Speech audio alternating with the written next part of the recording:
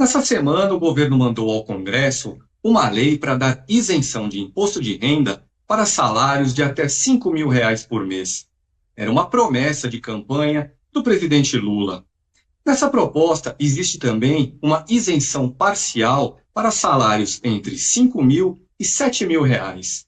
Tudo somado, essas isenções vão fazer com que o governo abra mão de cerca de R$ 25 bilhões, algo que vai favorecer 10 milhões de brasileiros. E para compensar essa perda de arrecadação, a proposta tem uma outra face.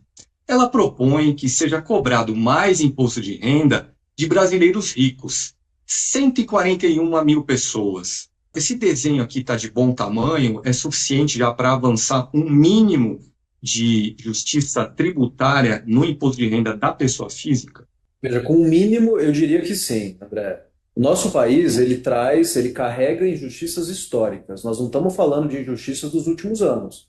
Nós estamos falando de injustiças dos últimos séculos. Então não é uma tarefa simples, sendo responsável com a população, com os impactos da economia, fazer uma mudança que corrija de uma vez por todas e de uma maneira abarcante todo o problema da desigualdade, da falta da má distribuição de renda no Brasil. Mas eu diria que o mínimo a gente toca. E é esse o grande objetivo.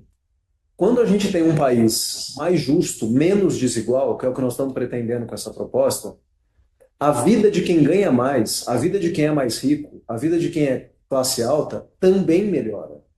A gente não pode esquecer o aspecto comunitário da nossa vida. Vai melhorar a vida de quem ganha menos, de quem é trabalhador assalariado, de quem é microempreendedor, de quem está querendo abrir o seu negócio. Não prejudica o informal, não prejudica quem está ganhando a sua vida de alguma outra forma e faz com que aquele que ganha mais e hoje paga menos do que uma professora, um policial militar, um bombeiro, um prestador de serviço, pague o mínimo.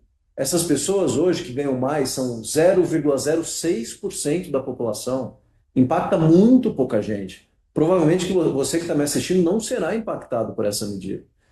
Essa medida ela vai cobrar o mínimo. Se a pessoa que tem recurso já paga imposto de renda, então imagine você tem um conhecido que é um diretor de uma grande empresa, um jornalista famoso, que é contratado e paga o seu imposto de renda. Ainda que essa pessoa tenha um bom salário, tenha uma boa remuneração, ela não vai ser impactada, porque ainda que tenha um bom salário, ela já contribui, ela já paga o seu imposto de renda. Essa pessoa não vai ser impactada. A grande dificuldade de quem quer argumentar contra a proposta que nós apresentamos é porque nós não estamos cobrando a mais, nós estamos cobrando o mínimo. É difícil dizer que um milionário tem que seguir pagando menos imposto do que um policial militar, que um milionário tem que seguir pagando menos imposto do que uma professora que cuida das crianças do país. É difícil argumentar contra. E eu acrescento agora com esse argumento: a vida desse milionário vai melhorar, porque ele vai ter uma comunidade mais justa em que ele e a família dele vão estar inseridos. A segunda coisa, a gente esquece muitas vezes que a desigualdade econômica traz desigualdade política. A gente vê exemplos de oligarcas mundo afora desbalanceando o debate democrático. Quando a gente adota medidas como essa, a gente fortalece também, do ponto de vista político, a cidadania. É o povo que deve ser visto como igual frente a uma pessoa mais rica. Igual em termos políticos, em termos de voto, em termos de participação na sua sociedade. É preciso que a gente encare isso de frente. Mesmo o governo do presidente Lula, que deu dignidade para as empregadas domésticas no passado, agora de novo volta com o tema de mostrar para a população que todo mundo tem os mesmos direitos, todo mundo tem a mesma dignidade. É preciso lembrar do aspecto político e do quanto a gente precisa valorizar o trabalhador de baixa renda da mesma forma como aquele que é super rico. Temos uma injustiça histórica no Brasil, porque, diferentemente, por exemplo, dos Estados Unidos e da Europa, nós cobramos mais imposto do consumo do que sobre o patrimônio, do que sobre as altas rendas. Existe algo que a gente ainda pode imaginar que o Ministério da Fazenda vai propor até o final do governo Lula para avançar na justiça tributária, ou essa já vai ser uma batalha suficientemente grande para consumir, digamos, a energia política até o final do ano que vem?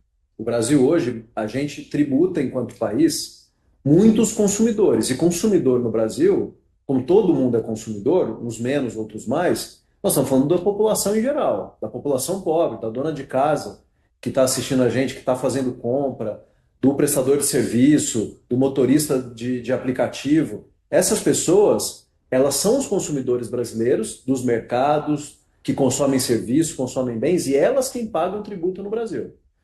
Qual que tem? Nós temos um primeiro gargalo, que é o gargalo da sonegação e do pagamento desbalanceado no consumo, que a gente está resolvendo com a primeira parte da reforma tributária já aprovada na Constituição e já aprovada nas leis complementares no Congresso. Diminuindo a sonegação, que tecnicamente se chama de hiato entre o que está previsto na lei e o que de fato se arrecada, a gente vai conseguir diminuir o montante global de tributo sobre consumo. Esse é um primeiro ganho que a gente vai ter de eficiência para desonerar o consumo. De outro lado, o país precisa tributar mais a renda.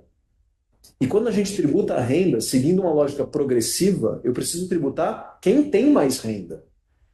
E o Brasil ele é duplamente injusto. A gente tributa muito o consumo, portanto, onerando o consumidor do dia a dia, a população brasileira, que já está sendo endereçado. Você veja, na reforma tributária, André, a gente tirou a tributação da cesta básica.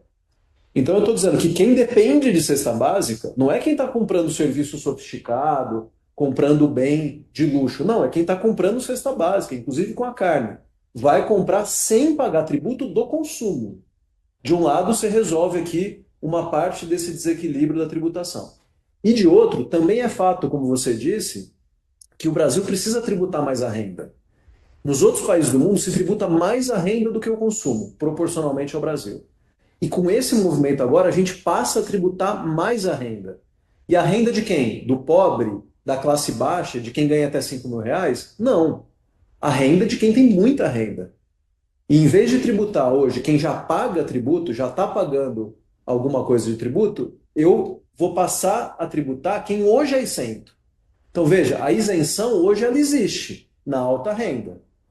Então eu estou tirando a isenção da alta renda, que é um privilégio para os já privilegiados, e estou gerando a isenção para quem é de baixa renda, passando a cobrar quem é de alta renda. Então eu diria que há coisas a mais a serem feitas, eu não estou dizendo que isso resolve todos os problemas, mas são dois movimentos importantes que, se já a primeira parte é aprovada, a reforma do consumo, se aprovada essa segunda parte, eu tenho muita confiança que isso vai ser aprovado esse ano pelo Congresso Nacional, a gente tem uma entrega maiúscula nesse terceiro mandato do presidente Lula, abrindo caminho para novas mexidas no futuro.